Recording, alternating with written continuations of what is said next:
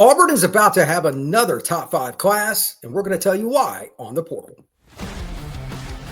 Locked On presents The Portal, the daily podcast covering college football recruiting and everything NIL. Part of the Locked On Podcast Network. Your team every day.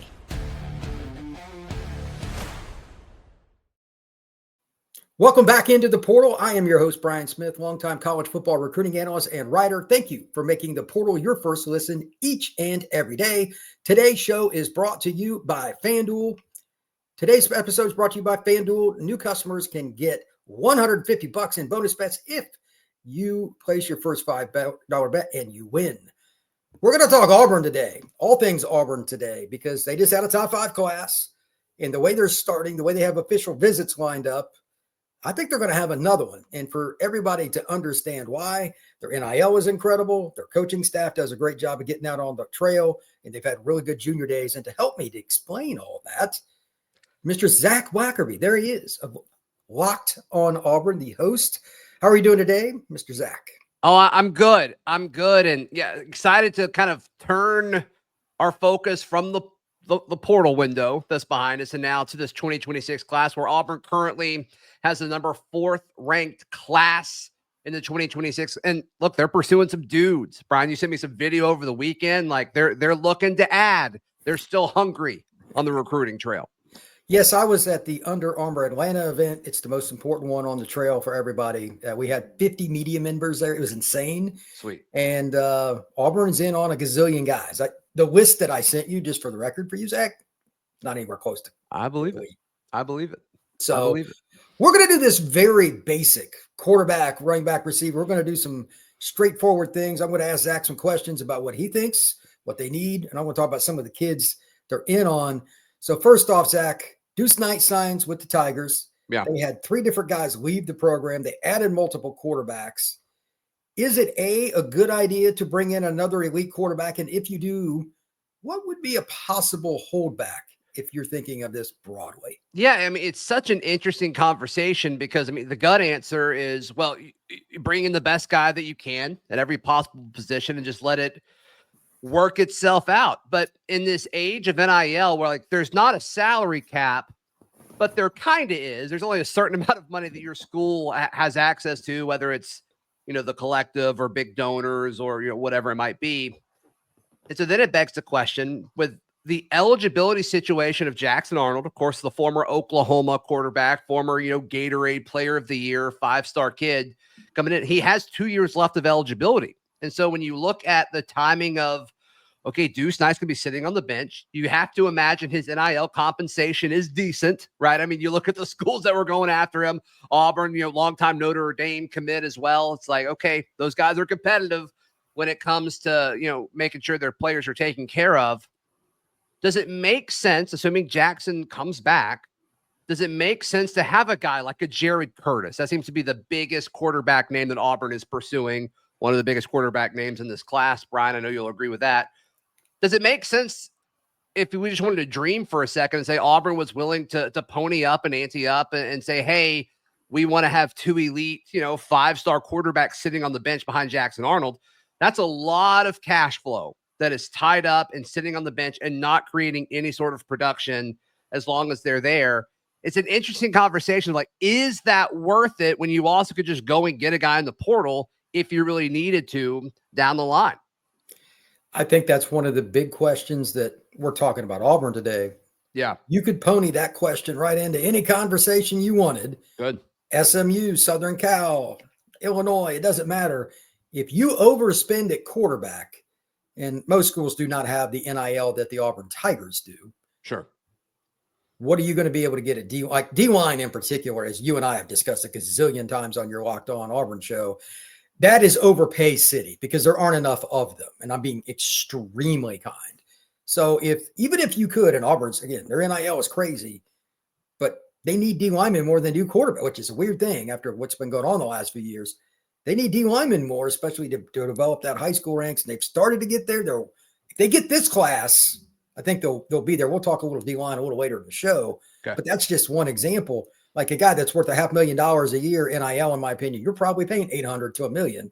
he's a D tackle, because there's, not anywhere. I mean, you're just going to get it. And I mean, you and I have had this conversation before. I mean, some of the guys that Auburn attracted last offseason via the portal that had 1 year left of eligibility, like they paid a lot for them. And a lot of these guys didn't even play that much. And so Isaiah Rakes in particular, I thought he was going to be really good, and he was just okay. Sure. Gage Keys, I think, was a bummer. Philip Bleedy, I think, got better as the season went on, but he was okay. Trill Carter, I mean, a guy that was coming from Texas, man, this guy could do something. It just didn't really pan out. And I mean, those guys were paid. Those guys were paid good. That's why it is very complex. So for the record, Jared Curtis is going to take an OB to Auburn. Who's the competition? Well, these are prominent programs. You've probably heard of them. Oregon, South Carolina. Yeah. There's a school in Athens, Georgia. What is that school, Zach? What's the name of that institution? That is the Georgia Bulldogs, where he was once committed. Right. So the NIL for him, not only is Jared arguably the best quarterback in the country, the competition, like South Carolina's NIL is gross. Oregon's got the most incredible booster in the history of booster. He owns Nike.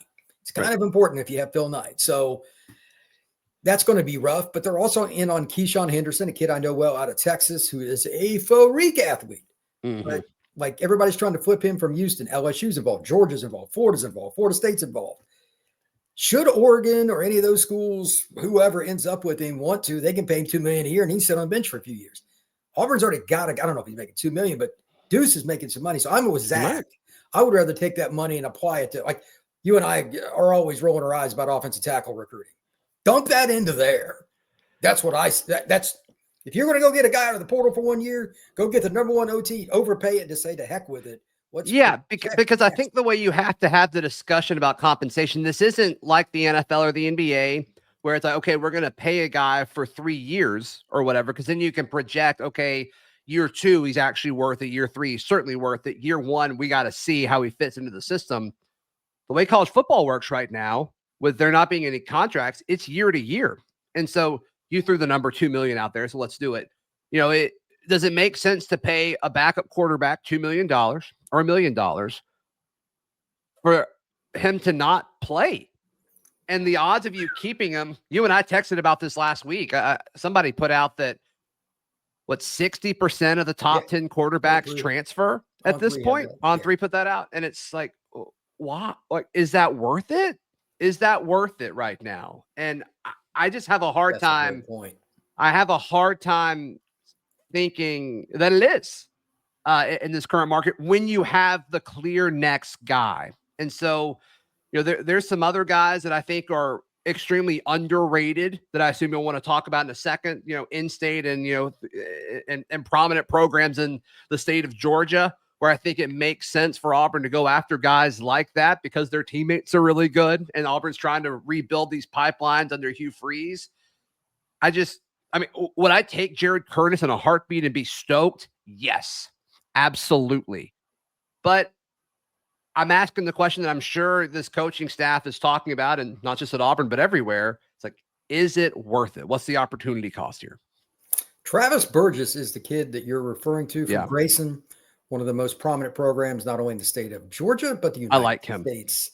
Big kid. I saw him at the Under Armour event in Atlanta. He looks the part, bro. 6'3", 6'4", 215-ish, give or take. Do you like his arm? Do you feel like he can throw at an SEC level? Yeah, I mean, the hardest thing for a righty to do is to roll left, flip his hips, and let it rip. Or if you don't have time, you're just, okay, this is not what I want to do, but can I throw? Is he perfect? No. He's not. Like Jared Curtis does things that God only intends for a few to do.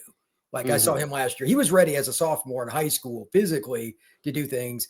He's got a long way to go or in scheme and all that. But arm strength is just Goliath. Burgess is pretty good, and his natural technique from the pocket is good. Can he run RPO like Hugh Freeze really needs because that's his offense? Yes. Mm-hmm. And again, for those that do not know, he plays at Grayson. Yes. Top 20 program nationally. You could make that argument. Top 15, maybe. Yeah. As far as Georgia, it's one of their first stops every year. It's one of Alabama's first stops every year. End of conversation. So if they've got water boys that are going to Auburn, like let's bring them in. Let's exactly see. Right. Let's see if they can. If they've got student equipment managers and they want to come do that at Auburn, let's let them do it. Let's let them do. Let's see what they do. I mean, yeah, and that's been a big talking point from the Auburn perspective with so much of these young guys that have come in. Like, they're not used to losing. And there was a lot of reports that these younger guys were more upset about how last season went than some of these older guys. And that's why I love bringing in guys from Thompson, bringing in guys from Grayson, guys who don't like losing because they're not used to it. They're addicted to the winning of it all and the culture of it all. And I think that is certainly part of what Hugh Freeze and this staff is trying to do.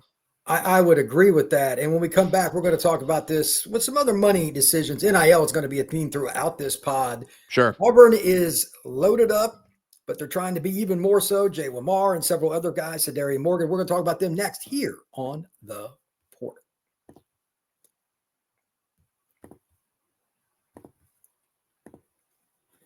Our friends over at FanDuel. When the game tips off, the NBA action is just getting started, and there's no better place to get in on the action than FanDuel, America's #1 sportsbook. With FanDuel, you can place live bets throughout the game. Even if you miss the opening tip-off or want to get back and bet on a fourth quarter comeback, you can stay in on the action. I love using FanDuel's live betting feature because it helps every moment of the game be more exciting. Whether I'm backing my team or just trying to go with somebody that I'm watching on TV and want to get out of the action, I can do it with FanDuel. Plus, the app is easy to use, and when you win, you get paid instantly. Right now, FanDuel customers can get $150 in bonus bets if your first $5 bet wins. Visit FanDuel.com to join today. That's FanDuel.com for your shot at $150 in bonus bets. Make every moment more with FanDuel, official sportsbook partner of the NBA. Zac Blackerby joining me from Locked On Auburn to talk all things Tigers. Let's switch from quarterback to the skill positions, who the quarterbacks get the ball to. Jay Lamar out of Colquitt County. I saw him this weekend. I'll make it real simple for you, Zac. Very big, very fast, very shifty, very violent runner, and Georgia really wants it. Would you be upset if Auburn signed him? No, okay. I would not be upset. Would not be upset at all if Auburn signed Jay Lamar. Look, all of the names that are kind of being thrown out for Auburn at running back, I like all of them. And it does seem like there's a little bit of discussion of, like, let's go ahead and get in the boat. Like, if you want to be our running back, that's great. Let's go ahead and lock this down. I do think there's going to be some discussion from that. I think Georgia's doing the same thing for some of these guys, and Alabama. I mean, that's kind of normal at this point to try to get your running back as soon as possible.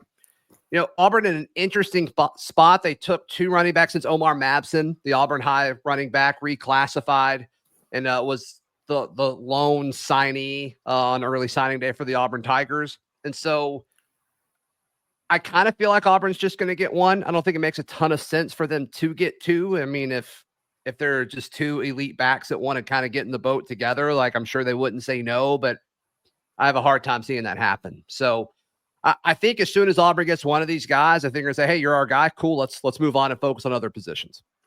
Yeah, there's a kid that we'll talk about momentarily, but let's talk about NIL with the running back position.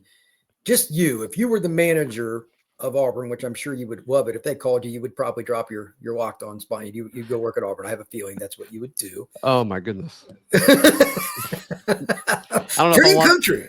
I don't know if I want that smoke, Brian. I don't know. That might be more my boat, but anyway, that's a hard job. It's not the same as recruiting at all. No. Anyway, no. Would you invest heavily in running back from an NIL perspective because of the trend? That's okay. We're on the same boat. I know you're a big NFL guy more than me. Well, and some of it is scheme too. Like, if you've got a special back or whatever, like I think Jarquez Hunter fell into that category of special back. I think Tank Bigsby was there too. But I don't know if Auburn has like a special back on the roster. I think Alvin and Omar both have a shot at it. I think Jeremiah Cobb and Damari Austin have a shot at it. But based on what we've seen so far, we haven't seen that yet. And I won't leave Darrell Robinson, the transfer from UConn, out either. I think they've all got a shot, but we just haven't seen it. But also, I think the scheme matters. And I think we all agree that last year, Hugh Freeze didn't use Jarquez Hunter enough.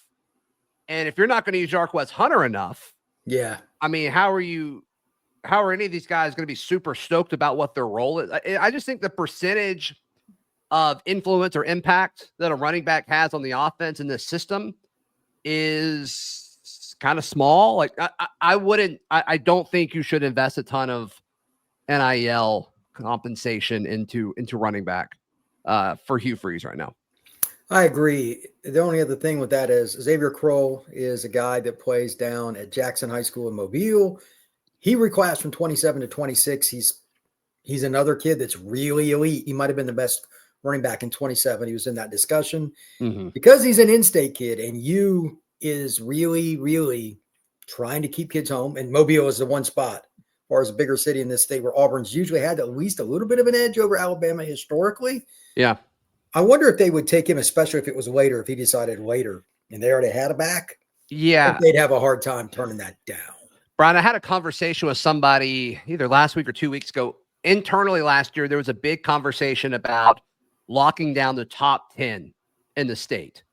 That was a big talking point. I think they got 8 of them. I think Offord and Grady obviously went elsewhere. I think they locked down the other 8.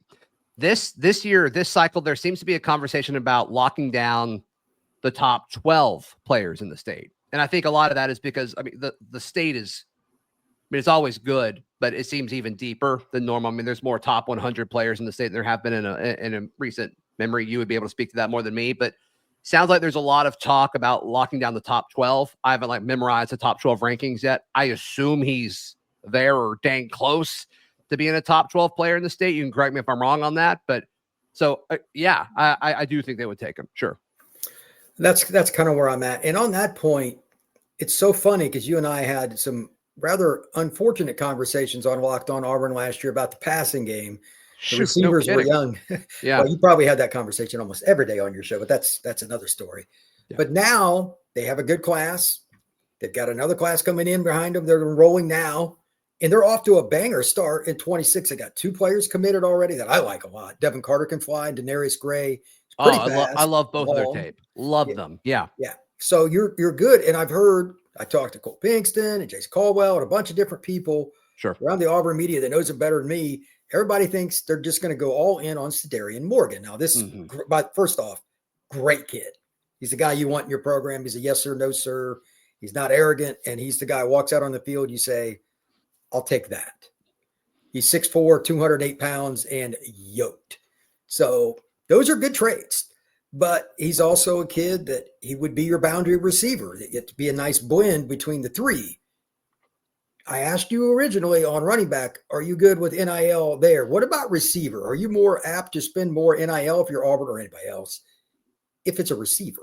Yeah, especially if it's a boundary guy. 100%. 100%. I mean, that's where the money's going in the NFL for a reason. It's what all the analytics say, especially if you're going to have the type of passing game that Hugh Freeze wants to. And I also think you need those type of options to make possibly attracting a quarterback maybe a little bit more cost effective. So not only are you paying for the receiver, but I also think you're making life better for your quarterback, which makes that more of an attractive landing spot for sure. So yeah, I mean, I think CD Morgan is phenomenal. And if you pair him with Denarius Gray and Devin Carter, it's like you're probably in a situation where you have one of the best wide receiver classes in the class of 2026. And then you look at, who Auburn's bringing in for an official visit, and that is Tristan Keys, who some people see him as, the number 1 receiver. You agree? Yeah, the number 1 receiver in this class.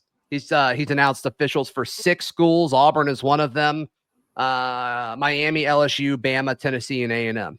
Like those are the folks that recruit well. Like, so you're in it. You're in it for sure. So yeah, I imagine Auburn's receiver class to be elite when it's all said and done. I do too. It'll be interesting because, if Morgan wants to come, let's say he committed in May. Well, I mean, you're obviously going to take him. Yeah. There's 0% chance. Tristan's another great kid. If Tristan wanted to come, well, it is what it is. If somebody on the roster wants to leave. Yeah, it's like you can't tell either of them no. And I don't think you could say no to the guys that are currently committed either. They're so good.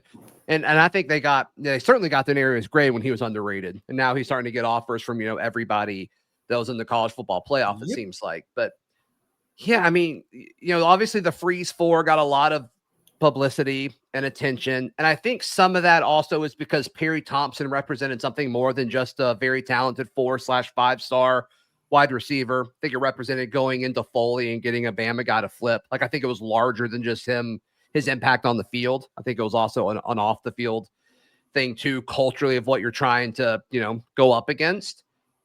But I mean, a room, you would lose Horatio Fields and Eric Singleton after the season. You won't, Eric Singleton could come back. We'll see. For the sake of the conversation, let's say that he does.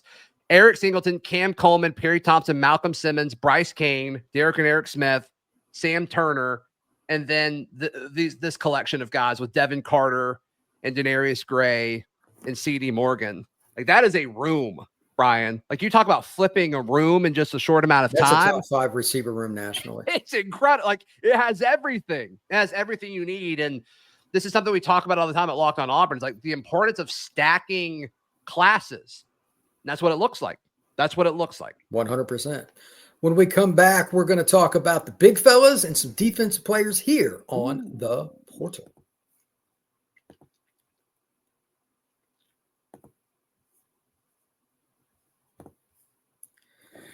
All right, Zach, there is a lot of discussion about the fact that Auburn finally, at least between you and I, got an elite tackle this past class. Had to go to Oklahoma to get it. But I know that you're all in. If I tell you that they're recruiting a really good tackle, you always say the same thing. Want. Yeah, you'll send me a text. Yes, please. That's right. Emmanuel Iheanacho is a kid that was on campus recently. I've seen him at the Under Armour game. He's a small guy. He's 6'6", 352. It's amazing how big some of these young men are. But like a lean 352. That's what I mean. He carries it so well. I know. And he's a really intelligent guy. Like, he's advanced academic. Like, he's off a computer screen for what you want.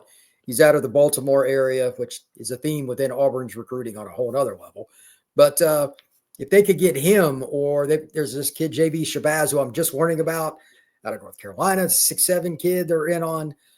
Do they need to spend come hell, come high water to get at least one elite tackle, to your point from the last part of the show, to stack classes? Or would you not be as concerned about it because they just got a really good tackle in the last? Where do you stand on that? Yeah, you pay tackles whatever they ask for. I think the shortcomings for Auburn football, I mean, since the beginning of the Gus Malzahn era, has been offensive tackle. They've been able to recruit every other position pretty consistently. Now, did some of those positions pan out or whatever, like wide receiver? I don't know, but to say like Auburn wasn't recruiting those receivers, I think is silly. I mean, a lot of those guys were 4 stars, but I just think you have so much to offer offensive tackles right now outside of NIL. I mean, Auburn is about to lose like pretty much their entire offensive line after the season. Oh, and I think, Dylan Wade will be gone. Jeremiah Wright will be gone. Jaden Muskrat, who I don't think he's on the team anymore anyway. Tate Johnson, Mason Murphy, Connor Liu, Xavier Chaplin. Like, yeah, I mean, you're losing your guys. You think Connor will turn pro after this next season? I'd be a little surprised. He's the one underclassman. He's so good. Yeah. I mean, he's an NFL player. Yeah. I don't doubt that at all. He was the number 1 center coming out, and Auburn flipped him from the University of Miami. And I know Alex Mirabal. He's a great O-line coach. And when he wanted him at Miami, that's all I needed. And I watched his film, and I was really sold. But does Auburn need to get 4 O-linemen in this class? Are they finally going to get to the point, you think, where you and I aren't discussing on Locked On Auburn? Okay, Auburn needs 3 O-linemen in the portal after this 2025 season, or are they still at least one class away from that? I think they're one class away from that, because the class 2 cycles ago where they got Faber Edwin and DeAndre Carter, I like both of those players, but there weren't a whole lot of offensive tackles in the Southeast in that class that weren't like locked up and, set up, early on. So I don't think that they couldn't get 2 bookend offensive linemen in that class. So I do think they're a class or 2 away from having to get guys in the portal. And I don't know if you're ever going to be fully out of that. I don't know. We'll have to see. And like, player retention is going to be important. I think what you do on the field is going to matter for that for sure. But I do think they're going to have their options. Like, I like Seth Wilfred, the former JUCO guy, and I guess he got more eligibility this offseason now, which is exciting. I like Tyler Johnson as well. And so, like, worst case scenario, those are your tackles for 2026. Like, that's fine. That's fine. Let them compete with Faber Edwin and Broderick Scholl, a guy who you and I both like a ton. But I do think you still go to the portal and probably get either depth or competition there. Well, tackle is hard to come by. So if you can get a piece that can compete on your roster, I agree with that. You go get it. Now for the spot that you and I were iffy about last spring, and we were right to be iffy about it as the season played out, and that's D-line. The good news for Auburn, they just had a good D-line class, putting it extremely mildly. It's top 10 nationally, top 4. I don't know where you want to rank it. I would put it in the top 4. But Ernest Rankins is the top guy on their board from what I heard. He's out of Georgia, 6'6" kid. They've got him lined up for a visit. Trenton Henderson, who I think is the best upside guy in the state of Florida, pass rusher out of Pensacola Catholic. He's lined up a visit. Bryce Perry-Wright, I saw him yesterday at Under Armour. He is absolutely a guy they got coming in for a visit. I mean, they got all these guys. How many D linemen do they need in this class? And we both know this is an NIL. If you don't know this is an NIL spot, you don't follow recruiting. Like D-line is the kingpin there. I mean, I not counting edge and ends, like I would like 4. That's what they got last time on the interior D-line. I would like them to get 4 again. That's a lot. It would be hard. Zach is a greedy guy. Let's just call it what it is. But I understand. Well, they did it last year. And then some of it depends on what they do in the spring portal window this year, too, because they're going to need to sign a few guys. And do they sign guys with 1 year left of eligibility, which is kind of the theme of what they've done so far? Right. Or do they get guys with 2 or 3 years left of eligibility? I do think that factors into this. But if you get guys with 1 year left, like I do think you need 3 or 4, Brian. It's unfortunate, but if you miss at D-line in the Southeastern Conference, what happens when you're not good at D-tackle in the Southeastern Conference, Zach? You lose football games. This is true. And we watched it from close hand last year. I was on the field watching that. How many times, like I'd be standing next to Jason Caldwell taking photos on the sidelines, and he'd be like, we can't get a pass rush. We can't get a pass rush. And they had 2 pretty good edge rushers. They would key on them and chip them because the interior guys weren't getting anything done. It's just true. Yeah. And then it's like, what are they about to do this year? Like Malik Blockton, we assume is going to take that step forward from that freshman to sophomore year. And I thought he was exceptional. It's just, he's a true freshman. You can't put it all on him, but they've dressed up the edge position. They've dressed it up a ton. I think it's a strength on this roster I think Kieran Crawford is going to be really good. I think Chris Murray, the transfer from Sam Houston State, is going to be good. Obviously, Keldrick Falk has a chance to be a superstar. You're the face of your program. You took him to media days last year. I mean, clearly that shows what the staff in this program thinks of Keldrick. Amaris Williams, like he entered the portal and left, but like for some reason, rankings aren't counting him as a transfer portal win, even though he entered the portal that Auburn got him to come back, but whatever. And then we all think Jamonta Waller and Joe Phillips have all the upside in the world. No, yeah, Jared Smith is a true freshman. He's very good as well. So like, since you have so much there, do you try to scoot some of those guys into like a 3 technique on like 3rd and long? I don't know. I think that might be how you kind of mask some of these things, because even your upperclassmen at defensive line, Dallas Walker and then Bobby Jamison Travis, those guys aren't rushing the passer. Like those guys don't need to be on the field on 3rd and long. And so how they use all that, I think, is going to be kind of a fun thing to see. How do they attack opposing quarterbacks? Well, I agree. And if they can do well, it's something you mentioned earlier in the show. It's attractive to go to a school where at your position, they're successful. Auburn, like, way overachieved with D-tackle recruiting last year, considering what I watched on the field. Sure. And I'm being nice. They were mediocre. Like, there were only a handful of games where they were consistently causing problems between the A-gaps. It was, that's just not going to get it done.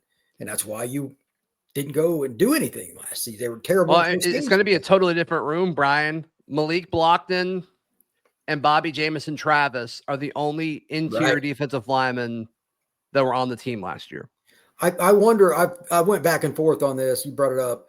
Do they move somebody inside on 3rd and 7, any passing situation? Yeah, I don't want him inside because he's so good at protecting the edge, but on 3rd and 6, especially if it's been a longer drive and those D tackles are like, they're going to get 0 pass rush. Big guys are gassed. They're worthless. They might have to do some of that. And one of these younger guys, Jared Smith is an example. He's an accomplished pass rusher for a high school kid going into the collegiate level. Sure. I think he's going to play. Keisean's really good talent, but you can't play him 75 snaps. He's going to go play. If you play more than 40 as a D lineman, it's usually not good. Yeah, that's the situation Auburn has been in. I don't think you saw as much of it last year, but they've got depth there, and they've got depth at interior D line. Just the depth is, Malik Autry, Jordan Crawford, Antonio Coleman, Darian Smith are all freshmen. Yeah, that's a rough way to go. So I think they need at least 2 really good D tackles. And I mean, I know you're 4. I think this year would be really hard. The NIL they'd have to spend because of the depth chart being better. It would be gross, but if you're going to overspend D tackle, other than maybe quarterback, and again, those kids transfer anyway, so I'm a little off on that. D tackle might be the spot. And there's some really good D guys. Like, I'm telling you, just looking at this list again, like they just got Bryce Perry-Wright and they added Ernest Rank. If they got those 2 kids out of Georgia, they would be in a great spot. If they added a third, even if it's a developmental guy that has the frame, that is the A+ sweet spot. But they're doing so well with key positions like D-line, quarterback, receiver. As I said at the top of the show, this is going to be a top 5 class. It's just a matter of which kids they are. Mm-hmm. If you say nothing else about this Auburn staff, they do a really good job of organizing recruiting. I get to see it firsthand. I'm standing there when the kids are walking in. Yeah. They do a great job. So, Zach, where can everybody find your work? Yes, Locked On Auburn, available wherever you get your podcast in on YouTube. However you're watching the portal, you can watch Locked On Auburn the same exact way. That is exactly right. And same thing here. If you want to find the portal in any way, shape, or form, Apple, Spotify, etc., just search Locked On the Portal. You will find it. If you type in again, Locked On the Portal, you will find it. Please like the show. Please subscribe. And please pass on this show to everybody. We will see you again on the portal.